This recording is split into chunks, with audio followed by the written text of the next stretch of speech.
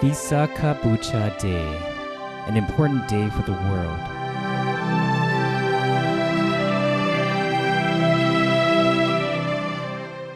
The appearance of each Buddha can be compared to the light of the sun that gives brightness to all beings.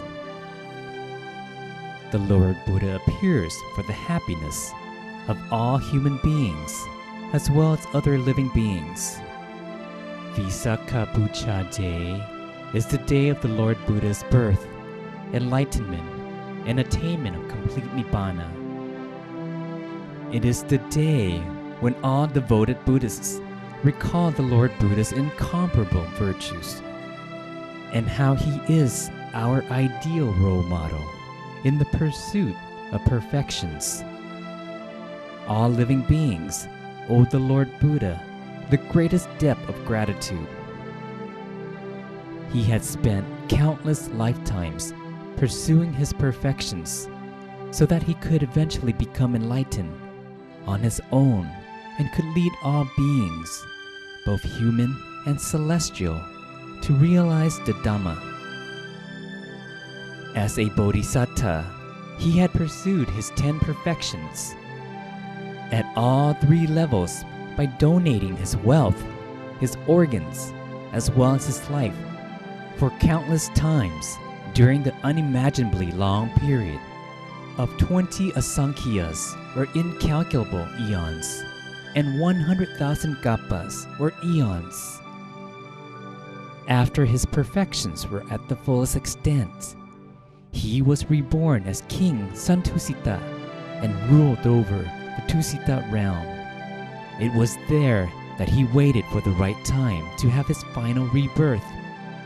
When the time was right, celestial beings, Brahma beings, and formless Brahma beings from 10,000 universes in the 3 realm spheres came together to beseech King Santusita to have his final rebirth in the human realm. King Santusita checked the 5 factors, which included the human world, the country, the lifespan of human beings at that time, the noblest social class that was considered to be born in, and the lady to be the mother to the Buddha. Having checked all 5 factors, our Bodhisattva saw that he would be reborn in the Champu world, in the centermost country, during the time where the human lifespan was 100 years, and to a royal family, with Queen Silit Mahamaya as his mother. Having agreed to the request, he resolved to be reborn in the Champu world. His birth, 80 years before the Buddhist era, at Lumpini Grove, between the kingdoms of Kapilavastu and Devadaha, on the full moon day of the 6th lunar month, the physical form of the Lord Buddha appeared in the Champu world, or earth. During Queen Silit Mahamaya's pregnancy, her elevated meditative attainments and her observation of the precepts enabled her to see our Bodhisattva clearly, sitting in a half-lotus position in her womb, as though he was sitting outside. Queen Silit Mahamaya gave birth to our Bodhisattva in a standing position. He was born with his feet coming out first. As soon as his feet touched the ground, he could stand and walk immediately, which is a supernormal incident that rarely occurs. As our Bodhisattva stood up after he was born, he made the pronouncement about the purpose of his birth as follows: I am the Supreme Being, the most advanced and the most sublime being in the world. This is my final rebirth. During our Bodhisattva's birth, there appeared a great brightness that spread as far as 10,000 universes. There also appeared 32 miraculous signs. The great brightness pervaded the 10,000 universes, which is considered a rare supernormal event. When our Bodhisattva grew up, he saw the four divine signs as represented by the aged, the sick, the dead, and the monk. He was reminded that he had to choose monkhood because it was the best lifestyle to work towards the way out of suffering. He left the palace when he was 29 on the royal steed Gantaka to ordain by the river Neranjara. His enlightenment, it took place on the full moon day of the 6th lunar month. After having practiced perseverance for 6 long years, finally, one day, beneath the Bodhi tree, our Bodhisattva sat in a half-lotus position. Although lightning struck 100 times, he was not at all distracted. On the contrary, he vowed that, "My blood and flesh can dry up, leaving only skin, tendons, and bones. As long as I cannot attain enlightenment as the Buddha, I shall not leave this seat, but will continue to sit in meditation until the most elevated meditative attainments can be achieved." Our Bodhisattva's determination caused the evil Mara chief and the Mara spirit to stir.